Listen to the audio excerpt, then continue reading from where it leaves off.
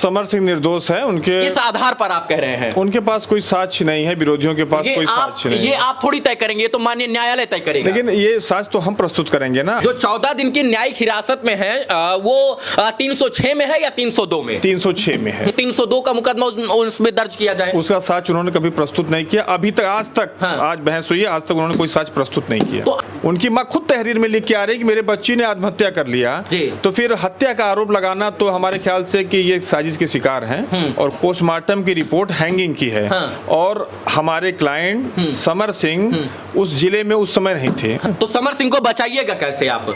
अरे वो बचे ही हैं, बचाना क्या है? वो निर्दोष साबित अगर बचे थे तो वो 10-12 दिन पुलिस की गिरफ्त से भागे हुए क्यों थे? वो मरने के 2-3 मिनट पहले लाइव आती हैं, इसके बाद भी उनका नाम नहीं लेती हैं। संदीप सिंह अंतिम व्यक्ति वही था जो इनको लेके होटल तक गया।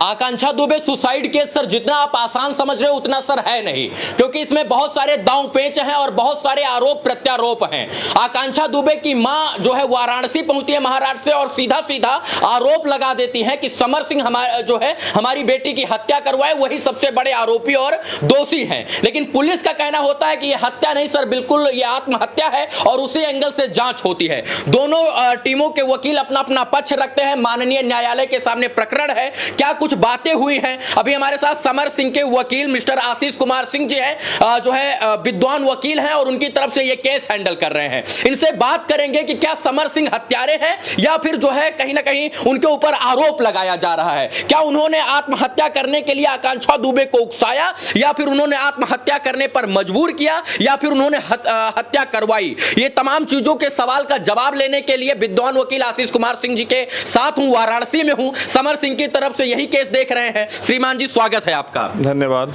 ये बताइए, जो है आप वकील हैं समर सिंह के।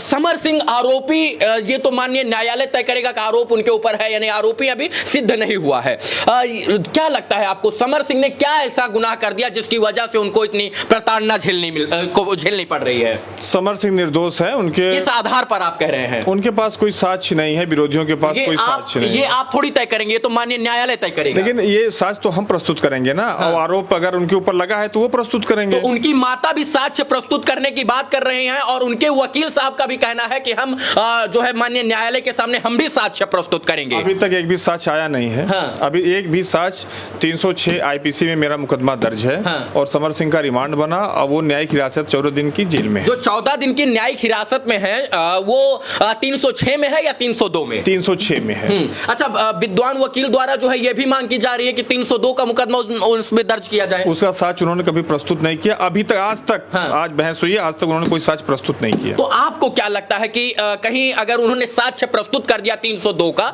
तो फिर तो आपका पक्ष ढीला पड़ जाएगा? जी नहीं, उस साक्ष्य प्रस्तुत नहीं कर पाएंगे क्योंकि पोस्टमार्टम की रिपोर्ट हैंगिंग की है। हाँ। और हमारे क्लाइंट समर सिंह उस जिले में उस समय नहीं थे। हाँ। आउट ऑफ स्टेशन थे। हाँ। तो हैंगिंग कराना या उनका सहयोग करना और 302 में वो कन्वर्ट करने की मांग कर रहे हैं, हमें लगता है कि उनके पास ऐसा कोई साक्ष्य है। अच्छा, एक मेरा सवाल है और लोग जानना चाहते हैं, मान लीजिए उस जिले में इस वक्त वो नहीं थे जहां पर घटना घटित हुई, तो हो सकता है कि उन्होंने फोन पर उकसाया हो या किसी इंसान को बोला हो, तो फिर क्या धाराएं बनेगी? एकदम आपकी बात सही है। वही तो मैं चाहता हूँ कि एक भी साक्ष्य आ जाए ना, मोबाइल पे आ जाए, इंस्टाग्राम पे आ जाए और व्हाट्सएप पे आ जाए, फेसबुक पे आ जाए, रिटेल पे आ जाए, कुछ भी तो आ जाए कि हमने उकसाया है। तो समर सिंह को बचाइएगा कैसे आप? अरे वो बचे ही हैं, बचाना क्या है? वो निर्दोष साबित हो। अगर बचे थे तो वो 10-12 दिन पुलिस की गिरफ्त से भागे हुए क्यों थे? पुलिस के माननीय न्यायालय के सामने उन्होंने सरेंडर क्यों नहीं किया? गाजियाबाद से उनको उत्तर प्रदेश पुलिस गिरफ्तार करती है। अगर वो दूध के धुले थे, वो अच्छे थे, वो कोई गलत काम नहीं किए थे, तो भागे क्यों थे? देखिए, एक अच्छे आदमी के ऊपर जब आरोप लगाया जाता है, ये आरोप कभी भी मृतक आकांक्षा दुबे मरने के पहले एक भी आरोप न उनके परिवार द्वारा, न उनके लोगों द्वारा, न उनकी मां द्वारा, न खुद आकांक्षा दुबे द्वारा लगाया गया। क्योंकि वो मरने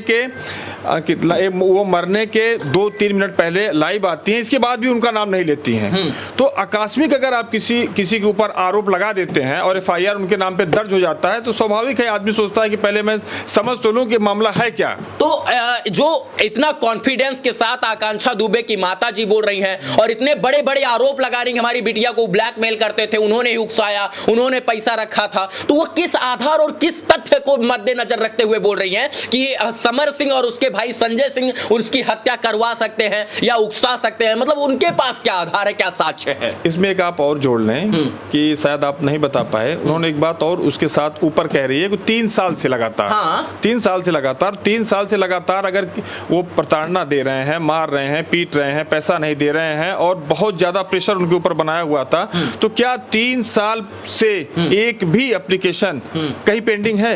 किसी थाने चौकी कहीं भी पेंडिंग हो या कहीं रिटर्न में हो या कहीं उन्होंने बयान दिया हो या उन्होंने किसी से कहा हो, उसकी रिकॉर्डिंग हो, उन्होंने आज तक ऐसा कोई साक्ष्य नहीं दिया। ये भी तो हो सकता है कि उनका कोई प्राइवेट फोटो हो, वीडियो जो जिसको वो धमकी देना भाई तुम जाओगी कहीं कंप्लेन करने तो हम इसको वायरल कर देंगे, ऐसा भी तो हो सकता है। सिक्के के दोनों पहलू होते हैं। आप विद्वान वकील हैं, आपको दोनों पहलू पर ध्यान देना चाहिए। तो आप हमें ये बता दीजिए, क्या सिक्के के दोनों पहलू को न्यायालय देखता है? न्यायालय के उस साक्ष्य को देखता है। हाँ। अगर आप साक्ष्य प्रस्तुत करेंगे, न्यायालय उस पर काम करेगा। हमने साक्ष्य प्रस्तुत किया कि हमने ऐसा कोई काम नहीं किया है। अगर इनके पास ऐसा कोई, जैसा ये भ्रामक बयान दे रही हैं, अगर इनके पास ऐसा कोई साक्ष्य है तो प्रस्तुत करें। तमाम मीडिया रिपोर्ट्स के मुताबिक समर सिंह ने अपना जो है उन्होंने खुद मीडिया के सामने बोला कि हाँ हो सकता है कि हमारी ही वजह से उन्होंने आत्महत्या की है। तो ये चीजें जो है आपका तो पक्ष जो है थोड़ा कमजोर कर देंगी, ये जो है दूसरी पार्टी का पक्ष मजबूत कर देंगी, क्योंकि उन्होंने स्वयं से स्वीकारा है कि इस चीजों को।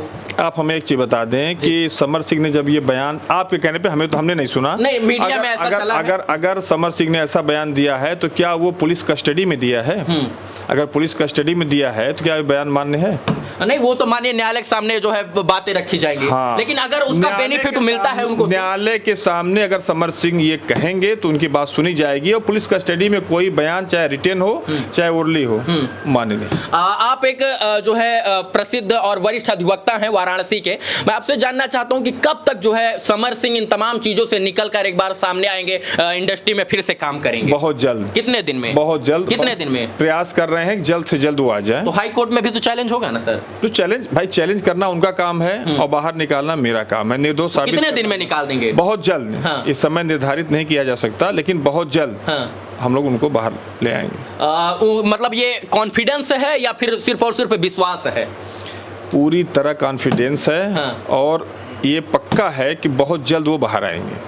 जी आशीष कुमार सिंह जी थे, वरिष्ठ और प्रसिद्ध अधिवक्ता हैं वाराणसी के, समर सिंह के वकील हैं और समर सिंह अभी जो है जुडिशियल रिमांड में हैं। जुडिशियल रिमांड में है। आगे की प्रक्रिया क्या कुछ होनी है वो माननीय वकील साहब जो है जानते हैं भली भांति। कैसे वकील साहब को ये भी पता कि समर सिंह को कैसे बचाना है, लेकिन ये असर अब दो लोगों की लड़ाई नहीं रह गई है, बल्कि ये दो समाज की लड़ाई हो गई है और दोनों लोग जो है आपस में ये बात कह रहे हैं कि वो सही है वो गलत है। आखिर कौन सही है कौन गलत है ये ना हम तय कर सकते हैं ना आप तय कर सकते हैं। माननीय न्यायालय के समक्ष ये पूरा मामला है। माननीय न्यायालय इस पे जो है हस्तक्षेप कर रहा है और वही तय करेगा कि कौन आरोपी है और कौन जो है निर्दोष है, कौन दोषी है कौन निर्दोष है। तमाम मुद्दों पर बात हो रही थी।